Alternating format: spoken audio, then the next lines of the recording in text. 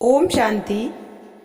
अन्न अर्थात भोजन का मन पर क्या असर होता है, इस उदाहरण से हम समझ सकते हैं। 3 महीने का प्रयोग करके देखें कि सात्विक अन्न खाने से अपने आप को एक बदलाव महसूस होने लगेगा, क्योंकि जैसा अन्न वैसा मन। सात्विक अन्न सिर्फ शाकाहारी भोजन नहीं, बल्कि परमात्मा की याद में बनाया गया भोजन है। गुस्से से अगर खाना बनाया गया है, उसे सात्विक अन्न नहीं कहेंगे।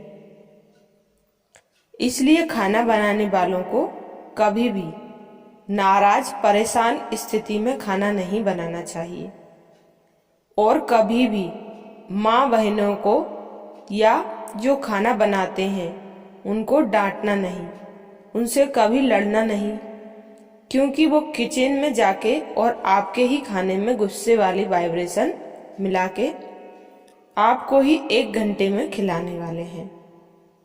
ये ध्यान में रखने वाली अत्यंत ही महत्वपूर्ण बात है। किसी को डांट दो, गुस्सा कर दो और बोलो जाके खाना बनाओ। अब खाना तो हाथ बना रहा है, मन क्या कर रहा है?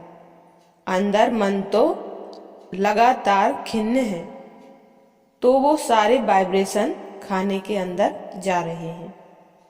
भोजन 3 प्रकार का होता है। पहला, जो हम होटल में खाते हैं। दूसरा, जो घर में माँ बनाती है। और तीसरा, जो हम मंदिर और गुरुद्वारों में खाते हैं। तीनों के वाइब्रेशन अलग होते हैं। जो होटल में खाना बनाते हैं उनके वाइब्रेशन वैसे होते हैं, आप खाओ और हम कमाएं। जो ज़्यादा बाहर खाता है उसकी वृत्ति धन कमाने के अलावा कुछ और सोच नहीं सकती, क्योंकि वो खाना ही वही खा रहा है। घर में जो माँ खाना बनाती है वो बड़े प्यार से खाना बनाती है। घर में आजकल जो धन ज़्यादा आ गया है, इसलिए घर में कुक अर्थात नौकर रख लिए हैं खाना बनाने के लिए, और जो खाना बना रहे हैं वो भी इसी सोच से कि आप खाओ हम कमाएं।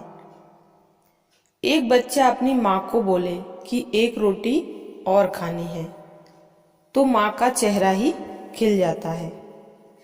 कितनी प्यार से वो 1 और रोटी बनाएगी कि मेरे बच्चे ने रोटी तो और मांगी, तो उस रोटी में बहुत ज़्यादा भर देती है।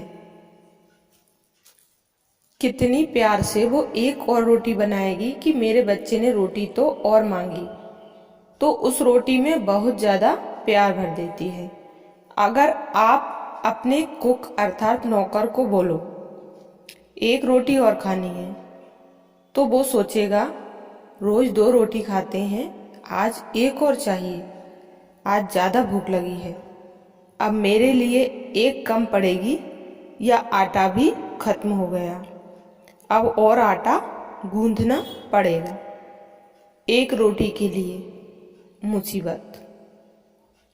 1 रोटी नहीं खानी है, ऐसी रोटी खाने से ना खाना ही भला। जो मंदिर और गुरुद्वारों में खाना बनाते हैं, प्रसाद बनता है, वो किस भावना से बनता है? वो परमात्मा को याद करके खाना बनाया जाता है। क्यों ना हम अपने घर में परमात्मा की याद में प्रसाद बनाना शुरू कर दें। करना क्या है? घर रसोई साफ, मन शांत, रसोई में अच्छे गीत, भजन कीर्तन चलाएं और परमात्मा को याद करते हुए खाना बनाएं। घर में जो प्रॉब्लम है उसके लिए जो सॉल्यूशन है उसके बारे में परमात्मा को याद करते हुए खाना बनाएं। परमात्मा को कहें मेरे बच्चे के कल एग्जाम है, इस खाने में बहुत ताकत भर दो, शांति भर दो, ताकि मेरे बच्चे का मन एकदम शांत हो। ताकि उसकी सारी टेंशन खत्म हो जाए। हे परमात्मा, मेरे पति का बिजनेस में बहुत टेंशन है और वो बहुत गुस्सा करते हैं। इस खाने में ऐसी शक्ति भरो कि उनका मन शांत हो जाए। जैसा अन्न वैसा मन। जादू है खाने में, असर है पकाने में।